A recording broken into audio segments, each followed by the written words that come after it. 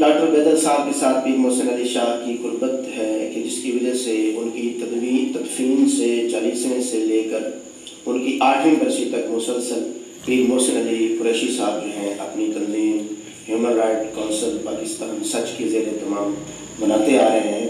تو یہ میرے خیال میں ان کا یہ قریبی تعلق ہے اور اس کا ثبوت ہے، ورنہ تو ان کے سینکڑوں شاگرد تھے، کسی کو بھی یہ شرف حاصل نہ ہوا کہ وہ ان کی کوئی برسی منائے ان کے نام. پیر محسن علی شاہ صاحب کا تو یہ ایک بہت بڑا کارنامہ ہے، شرف ہے ان کا، اور اسی سے ثابت ہوتا ہے کہ ان کو کتنی قربت تھی. بلکہ پیر محسن شاہ صاحب تو اتنے ان کے قریب تھے کہ اگر ان کا اختلاف تھا رضوی صاحب سے ہوتا تھا، آپس میں کبھی اختلاف ہوگا اور شہروں میں بھی اختلاف بھی ہوتا تھا، تو یہ وہ دونوں ہی پیر محسن صاحب کا اتنا احترام کرتے تھے کہ وہ دونوں ایک ہی گاڑی میں بٹھا دیتے تھے. بلکہ ہمارے کسوبا لے کر گئے ہیں بیچارے میں، اور میں حیران تھا کہ پیر جی آپ یہ ان کو کس طرح نہیں کر رہے، لیکن وہ دونوں ہی نظر انداز نہیں کر سکے. یعنی پیر محسن علی قریشی صاحب، ڈاکٹر بیدل حیدری صاحب اور جناب خادم حسین رضوی صاحب کے درمیان یعنی کہ مشترکہ دوست اور سالسی اور پھر وہی ان کا گھر اگر وہی اختلاف پہ ہو جاتا نا یہ بارے تناؤ ہوتا ہے ان کا. لیکن بعد میں سنا گیا ہے کہ جب ڈاکٹر بیدل حیدری صاحب کی وفات ہوئی تو جناب خادم حسین رضوی صاحب جو ہیں دھاڑے مار مار کر ہوتے رہے. ہاں بلکہ انہوں نے ان پہ نظم بھی لکھی. ہاں بس مرنے کے بعد بھی وہ ہوتا ہے، بیدل صاحب نے وفات کے بعد، وفات کے مرنے کے بعد لکھی ہیں، اور یہ تو پھر ہوتا ہی ہے. تو آج کل آپ کی عیش کسووال میں؟ ہاں کسووال میں. آپ کے بھی وہاں آپ نے حلقہ بنایا ہوا ہے، شاگرد ہیں آپ کے؟ بنایا تو صحیح، شاگرد میرے بھی کم از کم 10-12 شاگرد ہیں، جن میں 3-4 مان جائے صاحب دیوان بھی ہیں. صحیح. ہاں اور 1-2 شاگردات بھی ہیں. آپ کی ابھی تک کوئی کتاب منظر نہ کرتی ہے؟ بس یہ بقول شاعر کہ میری دکھ بری کہانی میری اس لیے ادھوری، کبھی میں نے ہوش کھوئے کبھی ان کو نہیں کہی.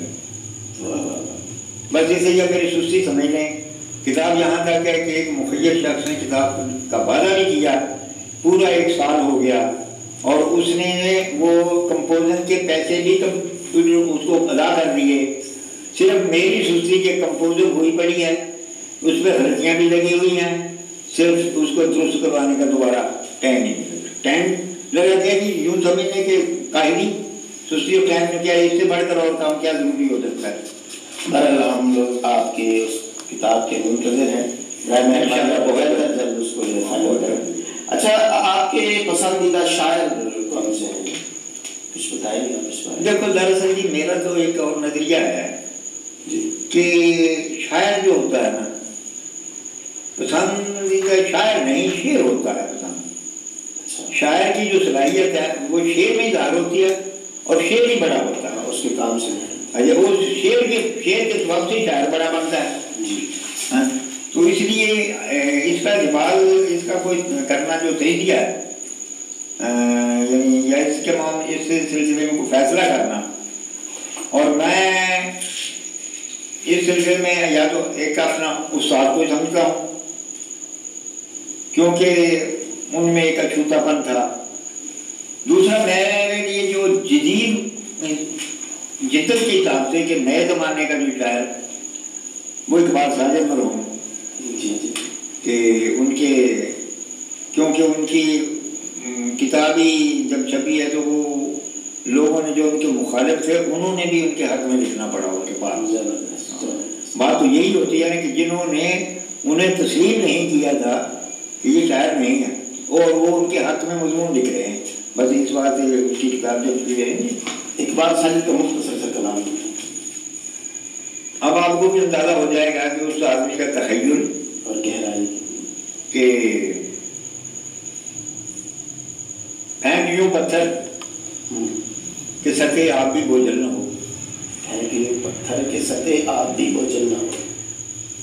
پھینک یوں پتھر کہ سطح آپ بھی بوجھل نہ ہو، نقش بھی بن جائے اور دریا میں بھی ہلچل نہ ہو. کھول یوں مٹھی کہ نکلے ایک نہ جگنو ہاتھ سے. تخیل دیکھو، کھول یوں مٹھی کہ نکلے ایک نہ جگنو ہاتھ سے، آنکھ کو ایسے جھپک لمحہ کوئی اوجھل نہ ہو. تو ان میں یہ خوبی ہوتی تھی کہ جو مجھے اس لیے پسند ہے کہ وہ جدید شاعر میں ہونا چاہتا ہوں. اور رائے لکھنے والوں نے بھی جدید ہی کہا کہ جد، اور اس میں ایسے الفاظ جو کہ شاعری کے مزاج کے مطابق ہی نہیں، مضبوط ربڑ، بانس، اس قسم کے الفاظ شاعری کو کیا نفاذت دیں گے. لیکن اس کا کمال یہ ہے کہ ٹوٹیں گے جب تنابیں، رہ جائیں گے سکڑ کے، کھینچ کر بڑے ہوئے ہیں جو آدمی ربڑ کے. دستی موزل شخصیات. ہاں، ٹانگوں سے بانس باندھے شوق کداوری میں، بولنے بھی چل رہے ہیں سڑکوں پہ پکڑ کے. تو یہ تھا جی، اس لیے مجھے وہ پسند ہے کہ ان کے کلام میں ایک اچھوتا پن. اور اچھا، یہ پاکستان میں، ہندوستان پاکستان میں ادب کی مختلف انجمنیں بنی ہیں. ہاں جی، کچھ رائٹرس کو کی نمائندہ ہیں، کچھ لیفٹسٹ کی نمائندہ ہیں، کچھ لبرل ہیں. تو یہاں جو ترقی پسند سوچ کی نمائندہ تنظیم تھی بہت مضبوط، اب بھی چل رہی ہے کسی نہ کسی انجمن ترقی پسند مصنف. ہاں جی. کیا آپ بھی اسی کے ممبر یا اسی میں شامل ہیں؟ آپ کی کوئی؟ ویسے سر ذہنی طور پر میں حمایتی ہوں. باقاعدہ ممبر جو ہے نا، باقاعدہ ممبر میں نہیں ہوں کسی بھی تنظیم کا. صحیح. اور منسلک ضرور رہا ہوں ان تنظیموں سے. منسلک رہنا، میں ان سے مطلب شیئر پڑھے اٹینڈ کر دیا. تو یہ جو ہے نا، اس لیے کہ اب سر جانوی ہنی اور اسرار الحق مجاز، علامہ اقبال نے بھی انقلابی شعر کہے ہیں. تو وہ لوگ جو تھے، حبیب جالب، وہ کسی بغیر باقاعدہ کسی بھی پارٹی کے نام وہ نہیں شامل تھے. کیونکہ اس میں یہ ہو جاتا ہے، میرا اپنا خیال ہے کہ اس میں یہ ہو جاتا ہے کہ پارٹی میں شامل ہو کر تو محدود ہونا ہے نا، جبکہ شاعر تو خود ایک پارٹی. بالکل صحیح. شاعر تو اتنا وہ کہہ سکتا ہے، لکھ سکتا ہے، وہ لکھنا ہی ہے، کہنا ہی ہے. تو پھر اس میں وہ حدود میں ضرور اس کے کہ اس میں ہے وہ لگوانے کے لیے.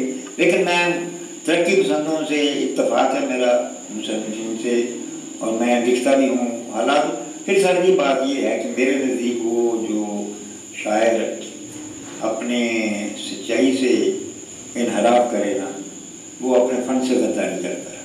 بہت خوب.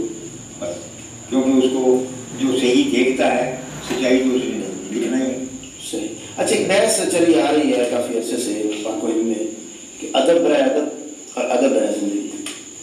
تو آپ اس میں کیا آپ کا خیال ہے کہ ادب برائے ادب ہے، ادب برائے زندگی ہے، یا ایک اور بھی ٹرم متعارف ہوئی ہے ادب برائے سیٹسفیکشن، یعنی خود اطمینانی؟ دیکھو جی، ادب جو ہے نا، یہ جو ایک اختراعیں ہیں نا، یہ جو مرضی بنا رہے ہیں. اب مثال کے طور پر ایک اب چلا جی کہ ہم انقلابی غزلیں کہتے ہیں نا، تو ان کے لیے پتہ کیا اختراع نکلی ہے کہ یہ شاعری نہیں ہے، سمجھ رہے ہیں، یہ ایک پروپیگنڈا ہے. صحیح. جو شعروں میں کیا جاتا ہے. تو سر شعروں میں تو ہر شعر میں جو بھی کہتے ہیں وہ پروپیگنڈا ہی ہے.